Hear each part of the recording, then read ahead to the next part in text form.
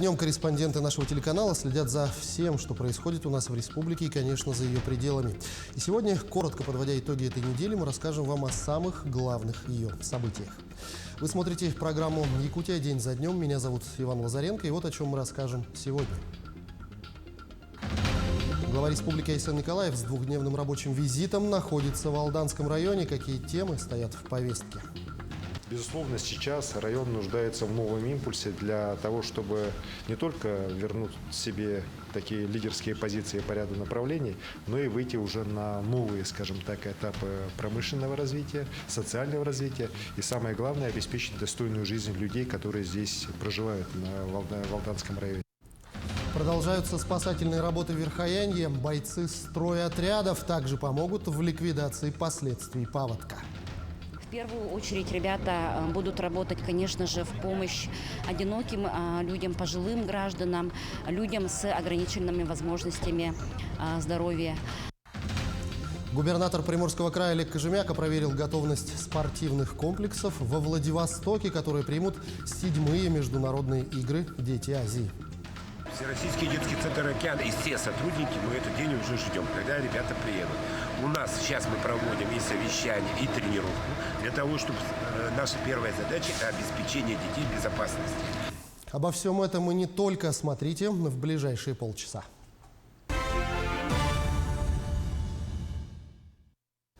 Продолжаются спасательные работы в Верхоянье. Из подтопленных населенных пунктов Верхоянского района в поселок Батагай эвакуировали уже более 500 человек, в том числе 169 детей. Из них 64 ребенка доставлены в детский летний оздоровительный лагерь «Сосновый Бор» в Якутске.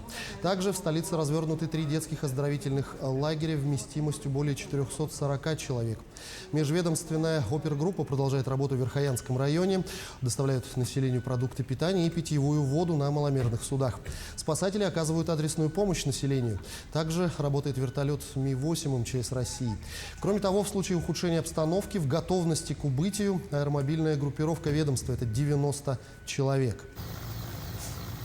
Сегодня идет постоянный контроль, дежурство дамбе, дороги, которая отсыпана силами подрядчиков самого поселка Батагай. Пока плотина, значит, пока дамба Балава не держит воду, по местам, где просачивается, где были первые поры фильтрации, там усиливает. Ну а бойцы стройотрядов Северо-Восточного федерального университета также помогут в ликвидации последствий паводка. Накануне 2 отряда из 20 человек вылетели из Якутска в Верхоянский район. В течение месяца студенты будут помогать пострадавшим семьям, заниматься ремонтно-восстановительными работами, строительством изгородей и благоустройством. Напомним, Министерству молодежи поручено организовать отправку стройотрядов, отработать механизм финансирования их работы и активно привлекать местное население. В первую очередь ребята будут работать, конечно же, в помощь одиноким людям, пожилым гражданам, людям с ограниченными возможностями здоровья. Район сегодня ждет, главы наслегов тоже ждут, организовывают они работы по ихнему размещению, питанию, инструменты и так далее. Ребята готовы, думаем, что с завтрашнего дня работы уже полностью должны начаться. И надеемся, что помощь будет достойно оказана жителям Верхоянского района. Тем временем Общественная палата Якутии продолжает сбор гуманитарной помощи для пострадавших от дождевого паводка сел в Верхоянском районе. Благодаря отзывчивости жителей республики собрано достаточное количество продовольствия и теплой одежды. Общественники призывают якутян помочь снабдить нуждающихся первостепенными принадлежностями. На своих экранах сейчас вы можете видеть перечень необходимых вещей. В основном это резиновые сапоги, спецодежда, средства личной гигиены, детское питание и медикаменты. Вода уходит из деревень, и существует проблема в том, чтобы поработать на тех участках затопления. Необходимы обязательные резиновые сапоги, камуфляжная одежда. И, говорят, очень много комаров, поэтому сетка Макарова или же какие-то другие виды для защиты от комаров. Обеззараживающие таблетки, потому что вода вся загрязнилась, детское питание, также памперсы. В Верхоянском районе побывал на этой неделе и глава республики Айсен Николаев. После облета и осмотра подтопленных территорий и встречи с жителями глава провел совещание в администрации района. Основными вопросами были восстановление пострадавших населенных пунктов и скорейшая выплата компенсации жильцам пострадавших домов. Ситуация осложняется тем, что здесь, в арктических районах, конечно же, практически интернет работает крайне слабо. И вот загрузить любой документ, для даже один лист бумаги, это всегда очень такое, знаете, непростое испытание для человека. А здесь надо будет работать с большими массивами документов.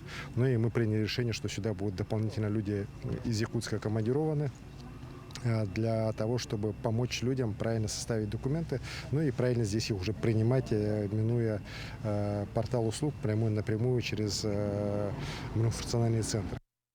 Тем временем детский оздоровительный центр «Сосновый Бор», где находятся дети из Верхоянского и Кобяйского районов, пострадавших от паводка, посетили зампред правительства Сергей Местников и замминистра образования Владимир Тихонов. Делегация ознакомилась с организацией отдыха и оздоровлением детей. В настоящее время, напомним, в Якутске 196 детей отдыхают в детском лагере. Ребята получают полноценное, сбалансированное, пятиразовое питание. Медицинский персонал центра совместно с узкими специалистами поликлиники номер 3 проведут углубленный медосмотр всех поступивших детей. С сегодняшнего дня уже началась такая программа, воспитательная, ознакомительная и оздоровительная программа.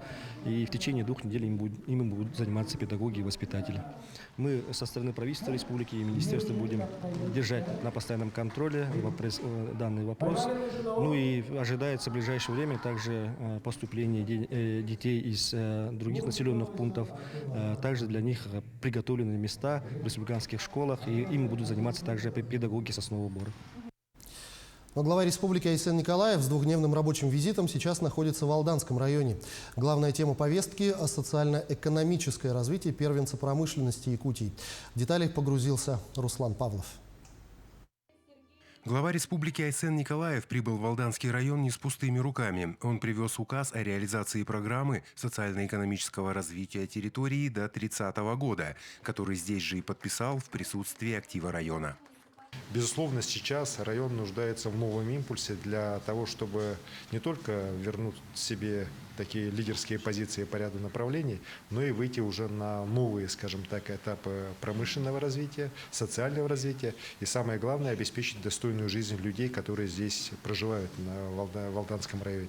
Основным направлением программы являются развитие производства, строительство и модернизация объектов ЖКХ, социально-культурной сферы, укрепление агропромышленного комплекса и сельского хозяйства, возведение жилья. Программа развития направлена на создание новых сфер производства и рабочих мест, в том числе в малом бизнесе, а также на повышение уровня доходов населения. Конечно же, мы ждали подписания данного указа и надеемся, что реализация этого указа даст нам возможность развивать социально-экономическое положение в нашем Алданском районе. Мы не забыли в этом указе указать и газификацию наших населенных пунктов, в том числе и города Алдан. Также он предусматривает и программу переселения из ветхого аварийного жилья. В ходе визита глава республики посетил социальные и промышленные объекты в Алдане. Одним из таких мест стал цех по производству контейнеров для перевозки железнодорожным транспортом сжиженного природного газа и нефтепродуктов. Сейчас продукция цеха проходит испытания для сертификации, а сам проект является уникальным. Пока работает 26 человек, но планируется увеличение до 55. Это мы выйдем на полную производительность 10 контейнеров. И да, используются полуавтоматы, автоматы. Часть технологической цепочки будут выполнять роботы, поэтому очень высокотехнологичное производство у нас. Отдельное внимание Николаев уделил лидерам золотодобывающей отрасли района. Ильдархан выразил особую уверенность, что именно золотодобытчики, как градообразующие предприятия, продолжат наращивать не только производственные успехи, но и социальную поддержку в местах пребывания, показывая пример самоотверженного труда и вклад в развитие района и региона в целом.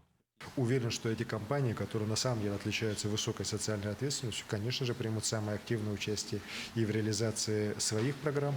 Вместе с тем, указом определено создать вот здесь, вот на территории района алданский промышленный кластер, где кроме золотодобывающих предприятий обязательно будут и новые производства, которые, конечно же, будут играть очень большую роль в развитии экономики не только Якутии, но и всего Дальнего Востока. Завтра Айсен Николаев посетит агропромышленные объекты и поздравит металлургов с профессиональным праздником на торжественном мероприятии в Куранахе. Руслан Павлов, Алдан. Ну а второй день рабочего визита в Алданский район глава республики посвятил осмотру объектов в поселке Нижний Куранах. Начал Илдархан с Екакитского агрогородка, где на сегодняшний день производят различную молочную продукцию, выращивают овощи и зелень. Айсен Николаев поздравил новоселов с вводом в эксплуатацию жилого многоквартирного дома в поселке Верхний Куранах. Ну а в Нижнем Куранахе посмотрел, как идет строительство дома по программе ТОП-РФ. Это результат соглашения республики с золотодобывающей компанией «Полюс Алдан». Во второй половине дня глава региона чествовал металлургов за самоотверженный труд, высокие показатели и поздравлял жителей Куранаха с 75-летним юбилеем. Нет сомнения, что все вместе мы сможем воплотить в жизнь все поставленные цели и задачи. И Алданский район обязательно будет в лидерах по качеству жизни. Дорогие друзья, мы сейчас видели прекрасной постановки, что Алдан издавна является ярким примером мирной жизни и совместного труда представителей многих народов на земле, ставшей для всех родной. На этой земле сложилась абсолютно самобытная культура, соединившая традиции эвенкийского, русского, якутского и многих других народов. И эта дружба, эта культура – это наша самая главная ценность. Сохранить ее для будущих поколений – это наш святой долг. Я хотел бы еще раз здесь выразить свое искреннее, глубокое уважение к славной истории Нижнего Куранаха, к людям, которые являются рабочей элитой всей нашей страны, нашей опорой и надеждой. От всей души желаю процветания поселку, счастья, благополучия всем его жителям, реализации всех планов и начинаний главной компании Нижнего Куранаха «Полюс Алдан». Здоровья, успехов и отличного настроения, друзья. Спасибо. Ну а мы продолжим сразу после короткой рекламы. Оставайтесь на нашем канале.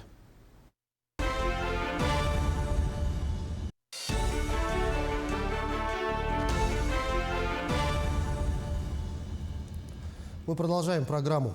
Сегодня информационно-коммуникационные технологии Валроса охватывают все направления ее деятельности от геологии, производства, снабжения и сбыта до работы всех вспомогательных служб. Запущено более 100 таких проектов по разработке и эксплуатации систем, их поддержке и развитию. Как отмечают в руководстве компании, внедрение информационно-коммуникационных технологий в производство влияет на увеличение скорости добычи, рост производительности труда, увеличение прибыли и доходов компании. Это, с одной стороны, формирование рабочих мест, социальные гарантии и стабильность компании, а с другой – увеличение налогов, рост объемов дивидендов, которые компания выплачивает республике, а также увеличение затрат компании на социальные проекты. В нашей компании внедрено ряд таких IT-продуктов или информационных технологий, которые помогают нам выстраивать производственные процессы более эффективно. И это можно уже сравнивать даже по Нервинско-Нюрбинскому ГОКу по двум площадкам. На Нюрбинской площадке или на Кринской площадке уже внедрено МЭС-система, и этот IT-продукт уже реально помогает нам в диспетчерской службе отслеживать всю технику, которая у нас есть на производстве. Это и самосвалы, и горная техника в процессе ее работы, и подсказывать диспетчеру правильно распределять эту технику. Высокие технологии пришли на помощь и борьбе с пожарами. В Якутии отслеживают координаты молниевых разрядов для борьбы с лесными возгораниями. Отслеживать грозовую активность в реальном времени позволяет многопунктовая система грозопеленгаторов. Всего в регионе установлено 6 антенн с датчиками. О том, как работает прибор и какую пользу он приносит, смотрите в материале Светланы Амосовой. Одной из причин роста числа лесных пожаров в 2021 году стала грозовая активность. Поэтому было принято решение начать отслеживать это природное явление более углубленно и масштабно с помощью системы грозопеленгаторов. Прошлые и позапрошлые годы были аномально горимые в республике, и все эксперты называли различные причины. И наш проект создан для того, чтобы в конце концов попытаться ответить с научной точки зрения, в чем же заключается причина пожаров в Якутии. Либо это антропогенный фактор, либо природный, то есть сухие грозы. Ранее подобные приборы по всей республике были установлены только в 3 местах, а теперь охват проводимых исследований увеличился вдвое. Мы вместе со студентами, с экспертами с Института космофизики оценили наиболее горимые участки за последние 33 года в республике и выяснили, что это Лено-Вилюйское междуречье и левобережье Алдана. Соответственно, исходя из этого, мы определили пункты размещения грузопеленгаторов. Сейчас такие антенны с датчиками возвышаются на крышах метеостанций в Алдане, Мирном, Вилюйске, Алепинске, Бердикистяхе, а также в Якутске, в Институте космофизических исследований. Грузопеленгаторы охватывают более 250 тысяч квадратных километров. На крыше Института космофизики у нас установлен индикатор. От него отходит, собственно, провод, который соединяется с блоком микроконтроллеров. Индикатор фиксирует электромагнитные импульсы, и в самом блоке микроконтроллера уже производятся все необходимые расчеты. Вычисляется амплитуда, время и координаты. Уже сейчас эти данные используются для координирования маршрутов авиапатрулей, авиалесохрана. В будущем мы планируем собрать статистику за этот год и проанализировать его, то есть какая доля пожаров произошла по причине сухих гроз. Для изучения в качестве участников приглашены студенты Северо-Восточного федерального университета. Вообще мне это очень нравится, потому что мы, получается, вносим вклад в Якутию. То есть это, получается, и полезно, и приятно. То есть мы видим в этом вообще перспективы. И это нас мотивирует и вдохновляет. Молодые ученые рассматривают карты и по ним определяют, есть ли взаимосвязь между грозами и возникшими термоточками. Мы разработали уже несколько алгоритмов и уже разработан интернет-ресурс, прототип, где мы можем рассмотреть потенциальное возникновение пожаров из-за возникновения сухих гроз. Первоначальные точки мест возгорания в лесах специалисты определяют на основе анализа спутниковых снимков, а места ударов грозовых разрядов получают системы грозопеленгации. Итоги проводимых исследований за лето и осень будут подведены в октябре этого года. Светлана Амосова, Семен Семенов, Якутск. И к другим темам. 17 июля, в день 80-летия начала Сталинградской битвы, Музей Победы приглашает жителей Якутии на онлайн-программу. На сайте культурной площадки зрителей ждут виртуальная экскурсия, видеоинтервью с участниками битвы и кинопоказ. Интернет-посетители побывают в диорамном комплексе Музея Победы. Зрители увидят масштабное историческое полотно и узнают о фашистской бомбардировке Сталинграда, о боях за Мамаев-Курган, обороне дома Павлова и капитуляции командующего 6-й армией вермахта генерал-фельдмаршала Фридриха Паулюса. Ну а узнать о мужестве якутян в тылу, героях Великой Отечественной войны, увидеть военные артефакты и ознакомиться с биографией якутских снайперов теперь можно в парке «Патриот» Московской области. На территории музейной площадки торжественно открыли интерактивную выставку «Якутская ССР в годы Великой Отечественной войны». Из залов экспозиции передает Айсена Бурнашова. Здесь вы можете прочитать про историю создания в трассе «Мужество Аляска-Сибирь». Перегоночная трасса Аляска-Сибирь – одна из слагаемых Победы. Именно она в годы войны обеспечивала перегон авиационной техники из Аляски через Якутию в Красноярский край. Доставила почти 8 тысяч бортов. И именно она первой встречает посетителей выставки. Какой вклад был сделан в Великую Отечественную войну? Трасса «Мужество», как и вся экспозиция, реализована на средства гражданской инициативы. Мы выиграли грант в 2021 году на сумму 1,4 миллиона рублей. Грант на постройку данной экспозиции в трассу «Мужество Аляска-Сибирь». Всего же на выставке разместились 4 тематических зала. Так, особый раздел посвящен знаменитым якутским снайперам. А это кинозал павильона, погружает в атмосферу военных лет. Ну и в самом просторном зале выставки представлена информация о якутянах в тылу. И не случайно главным экспонатом стал танк Т-34. Ведь во время Великой Отечественной войны на пожертвования жителей республики было построено 2 танковые колонны из таких Т-34. Кстати, в скором будущем этот макет заменят на настоящий серебряный. Эта идея, которая родилась среди якутской молодежи, она будет побольше, раз в 10, чем сегодняшняя модель. И она будет из чистого серебра, она будет здесь представлена как сокровище в память о гражданском подвиге, который совершили наши предки в тылу.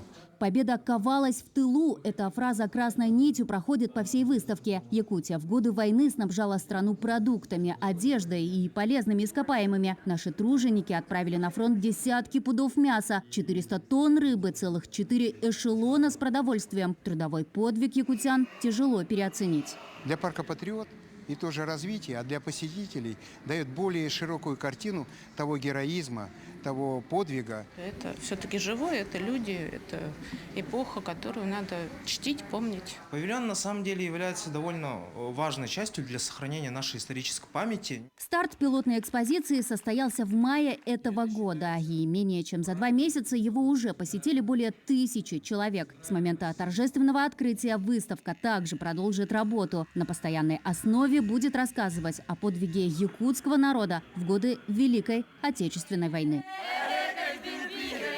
Айсена Бурнашова, Виктор Олесов, Кубинка, Московская область. И о спорте. Глава Якутии Айсен Николаев на этой неделе в торжественной обстановке встретился с участниками 7-х международных спортивных игр «Дети Азии». Напомним, в этом году соревнования пройдут в городе Владивостоке с 27 июля по 8 августа. Представлять республику поедут более 120 юных якутян, 50 тренеров и 18 представителей. Руководитель региона поздравил спортсменов и сказал напутственные слова, а также передал единую спортивную форму капитану сборной команды Анатолию Иванову. Республика Саха-Якутия будет представлять 18 видов спорта из 19, кроме бадминтона. Сборная команда вылетает 27 числа, день приезда 27-го, и с 28-го уже начинаются игры. Я участвую в вольной борьбе, и я постараюсь взять первое место. Тем временем губернатор Приморского края Олег Кожемяка проверил готовность спортивных комплексов во Владивостоке, которые примут 7-е международные игры «Дети Азии». Контрольные мероприятия прошли при участии представителей профильных органов исполнительной власти и оргкомитета соревнований. Рассказывает Лидия Гасанбалаева. Первым объектом, который посетил глава региона, стал Всероссийский детский центр «Океан». Во время проведения во Владивостоке международных игр «Дети Азии» здесь будут проживать более 1500 участников. Это сами спортсмены, их тренеры и сопровождающие. Для каждого уже подготовлены места для проживания. Питание организовано в местной столовой. Меню для участников игр разработано и согласовано с управлением Роспотребнадзора по Приморскому краю. Мы впервые будем принимать соревнования такого уровня. Это для детей. Первые соревнования, которые будут проходить в городе Владивостоке, в Приморском крае. Будет 15 стран участников, 8 регионов.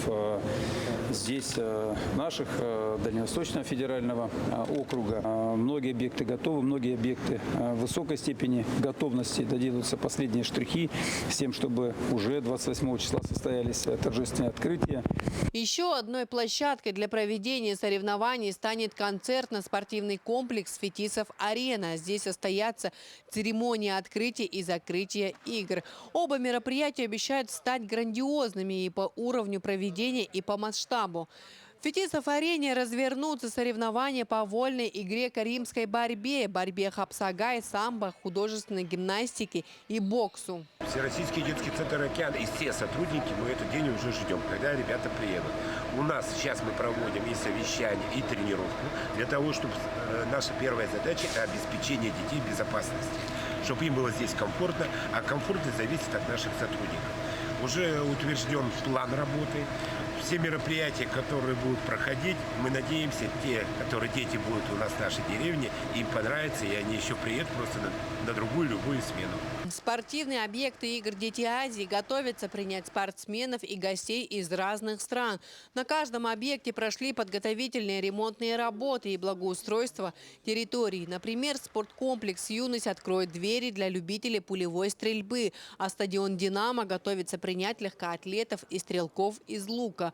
В Олимпийце встретятся команды по мини-футболу и развернутся соревнования по плаванию. А в спорткомплексе «Молодежный» состоятся соревнования по тэквондо, дзюдо и борьбе кураж. Все объекты в максимальной степени готовности. Все работы будут закончены в срок. Напомним, 7-е международные спортивные игры «Дети Азии» состоятся в Приморском крае с 27 июля по 8 августа. Лидия Гасанбалаева, Владивосток. Что ж, именно такой была эта неделя. Наши корреспонденты продолжат следить за развитием событий. Вы смотрели программу «Якутия. День за днем». Для вас в студии работал Иван Лазаренко. Я с вами прощаюсь и берегите себя.